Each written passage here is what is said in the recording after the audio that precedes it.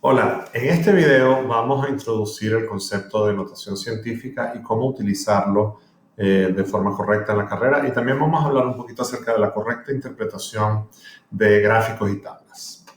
Entonces, al finalizar de este video y al finalizar este módulo, en realidad, ustedes serán capaces de expresar grandes números o pequeños números utilizando notación científica, reconocer componentes que hacen que un gráfico o una tabla sean buenos, y van a saber interpretar correctamente distintos gráficos.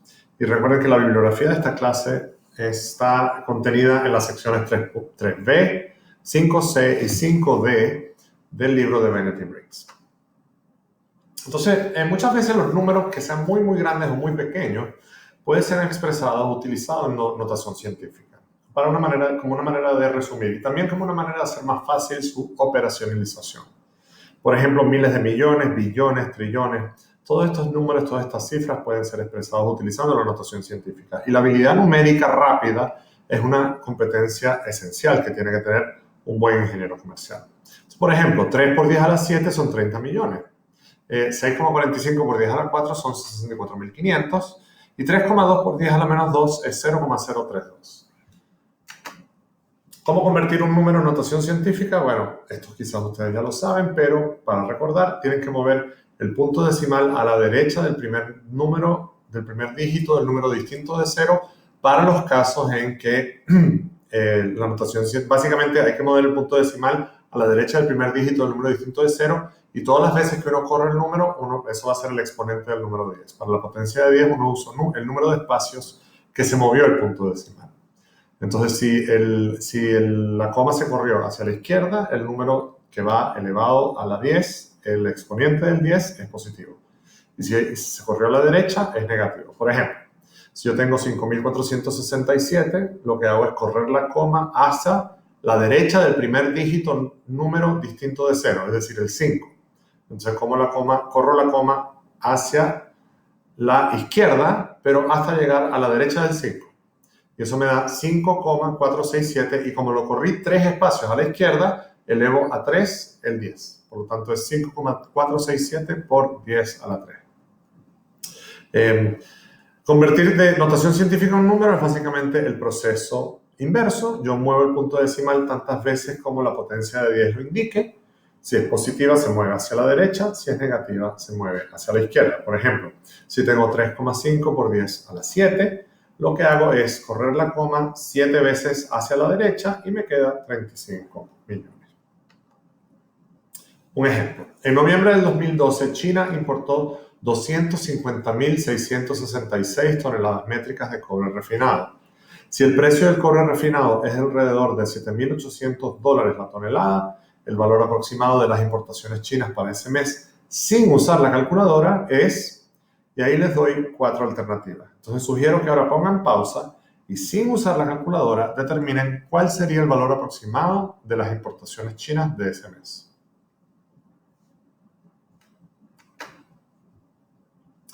Bueno, en este caso las importaciones equivalen a 250 por 10 a la 3. ¿Por qué? Porque son 250.666. Entonces aproximadamente 250 por 10 a la 3. Y el precio por tonelada es de $8 por 10 a la 3. Porque es alrededor de $8.000. Por lo tanto, el gasto total de China es 8 por 250 por 10 a la 3 por 10 a la 3, es decir, 2.000 por 10 a la 6. La respuesta correcta, por lo tanto, es la tercera, 2.000 por 10 a la 6, o lo que es lo mismo, 2 por 10 a la 9. ¿Ya? Eso equivale a 2.000 millones de dólares. La cifra exacta es 1.955.194.800 dólares. Perdón, 1.955.194.800 dólares. ¿Cuánto creen que gastan los chilenos anualmente en helados? Diga cuál de estas cifras es la más cercana a lo que esperaría. Entonces ahora pongan pausa y piensen cuánto creen que gastan los chilenos anualmente en helados. Pueden hacer todos los supuestos que quieran, pero no usen calculadora y no lo googleen. Pongan pausa y traten de resolverlo.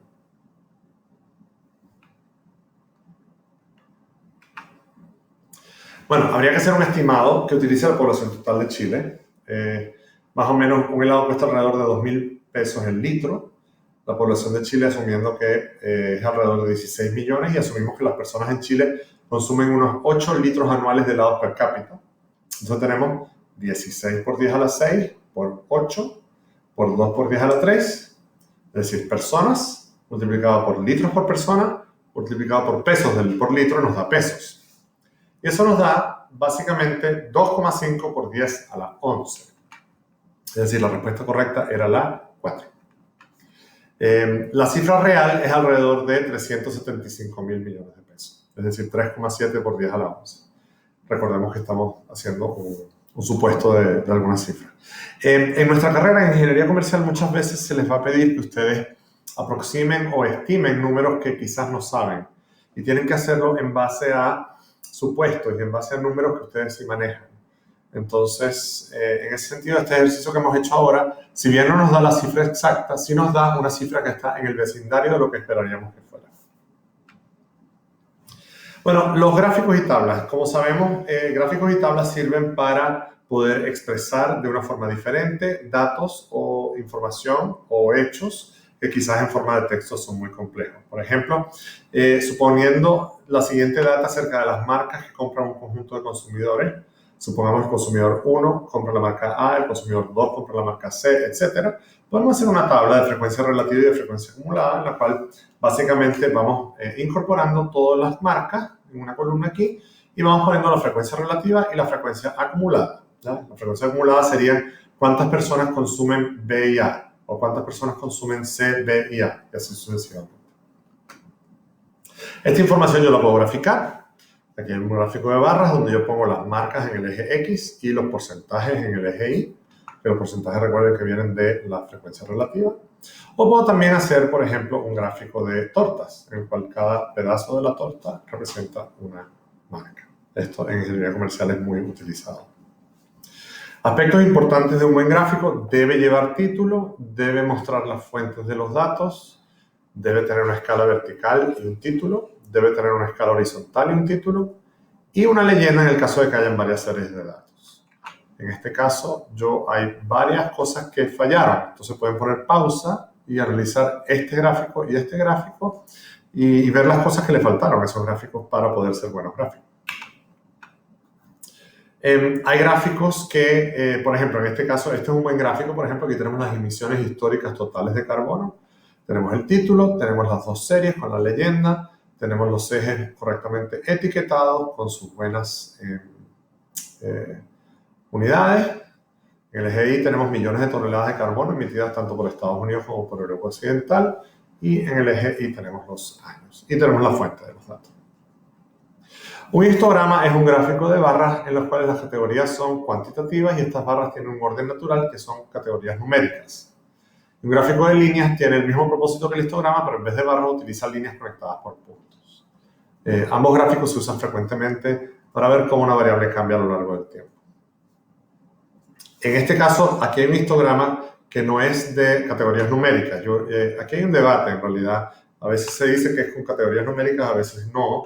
En este caso tenemos un histograma en el cual no tenemos categorías numéricas, sino que tenemos países, por ejemplo. ¿Ya? Y en el fondo aquí tenemos, por ejemplo, los diferenciales se han ensanchado en los últimos 12 meses. ¿Ya?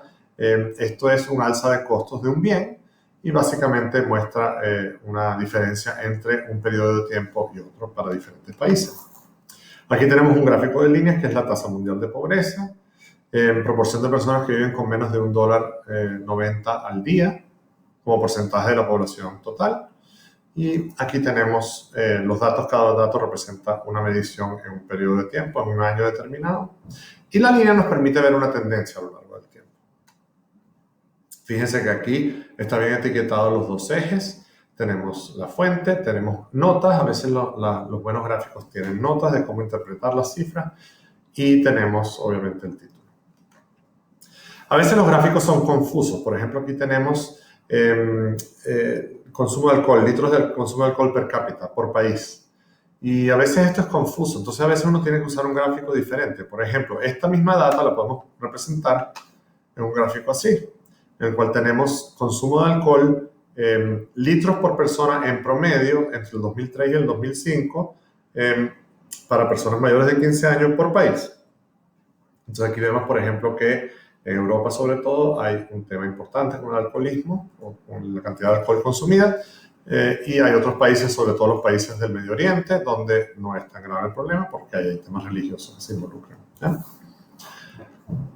Hay que tener cuidado con las escalas en los gráficos. Por ejemplo, aquí tenemos 3 modelos de autos y ese es el rendimiento kilómetros por litro que tiene cada auto. Pero fíjense que aquí la escala está truncada. Aquí comenzamos en 12. Por lo tanto, la apariencia o la diferencia, la apariencia de la diferencia entre los 3 modelos pareciera ser más grande de lo que en realidad es. Si nosotros cambiáramos la escala, veríamos este gráfico, en el cual la diferencia entre los 3 automóviles en términos de kilómetros por litro no es tan marcada y no es tan grave. Entonces, hay que tener cuidado con las escalas en el sentido de que las decisiones que tomemos con respecto a las escalas pueden dar el mensaje quizás equivocado o quizás no fidedigno con respecto a esto.